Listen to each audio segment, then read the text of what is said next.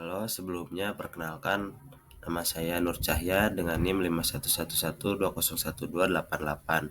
Di sini saya akan menjelaskan tentang jurnal yang telah saya analisis dengan judul Demand Analysis and Capacity Management for Hospital Emergencies Using Advanced Forecasting Model and Stochastic Simulation. Nah, jurnal ini ditulis atau diteliti oleh Oscar Barros, Richard Weber, dan Carlos Reveco. Baik, selanjutnya di sini ada latar belakang dari penelitian ini.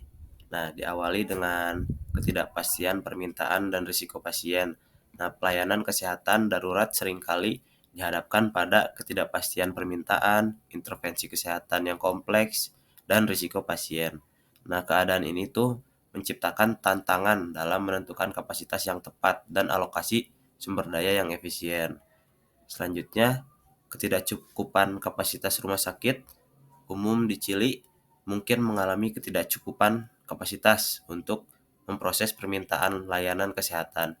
Nah, hal ini dapat menyebabkan kepadatan, waktu tunggu yang lama, dan bahkan penolakan pelayanan dari pasien yang datang. Nah, selanjutnya yang ketiga ada ketidakmampuan rumah sakit untuk meramalkan permintaan dan mengelola kapasitas dengan metode formal. Nah, sebelum penelitian ini dimulai tuh, rumah sakit umum di Chili mungkin tidak menggunakan metode formal untuk meramalkan permintaan dan mengelola kapasitas. Nah, proses yang ada mungkin hanya bersifat informal dan berdasarkan pengalaman dari staf-staf rumah sakit dengan fokus utama pada menyelesaikan masalah kelebihan permintaan.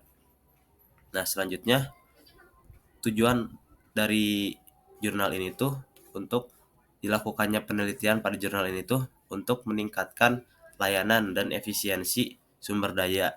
Nah, penelitian ini muncul dengan tujuan untuk mengembangkan solusi umum untuk meramalkan permintaan, manajemen kapasitas rumah sakit, dan proses-proses terkait manajemen permintaan.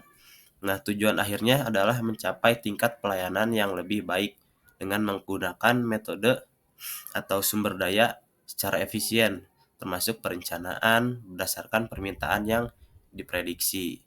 Nah, dengan demikian, penelitian ini dapat dilihat sebagai upaya untuk mengatasi tantangan operasional dalam manajemen kapasitas rumah sakit dan meningkatkan efisiensi layanan kesehatan darurat di tingkat nasional di Chili. Baik, selanjutnya di sini ada tools, result, and discuss. Nah, penelitian ini menghasilkan integrasi metode peramalan, simulasi, desain proses, dan dukungan IT untuk meningkatkan manajemen kapasitas dan pelayanan gawat darurat di rumah sakit di Chili. Nah, dengan mengintegrasikan berbagai alat analisis.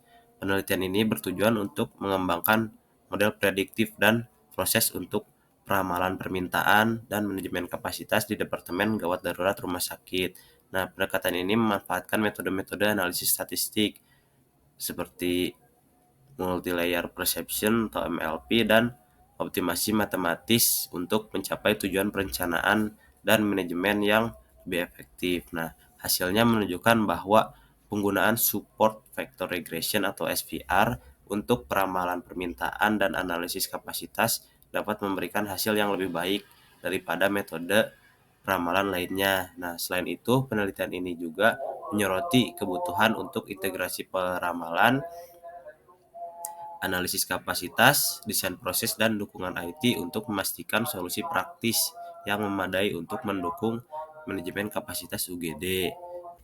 Baik, selanjutnya kesimpulan yang dapat diambil dari jurnal yang saya analisis ini menghasilkan bahwa penggunaan support vector regression atau SVR ini tuh untuk membantu peramalan permintaan dan analisis kapasitas dapat memberikan hasil yang lebih baik daripada metode peramalan lainnya. Nah, selain itu juga penelitian ini menyoroti kebutuhan untuk integrasi peramalan, analisis kapasitas, desain proses, dan dukungan IT untuk memastikan solusi praktis yang memadai untuk mendukung manajemen kapasitas UGD. Nah, penelitian ini juga menekankan pentingnya sistem pendukung keputusan real-time berbasis simulasi untuk Departemen Gawat Darurat.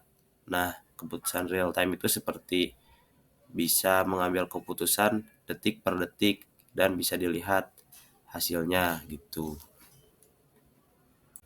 Baik, sekian hasil presentasi yang saya lakukan. Mohon maaf bila ada kesalahan. Wassalamualaikum warahmatullahi wabarakatuh. Terima kasih.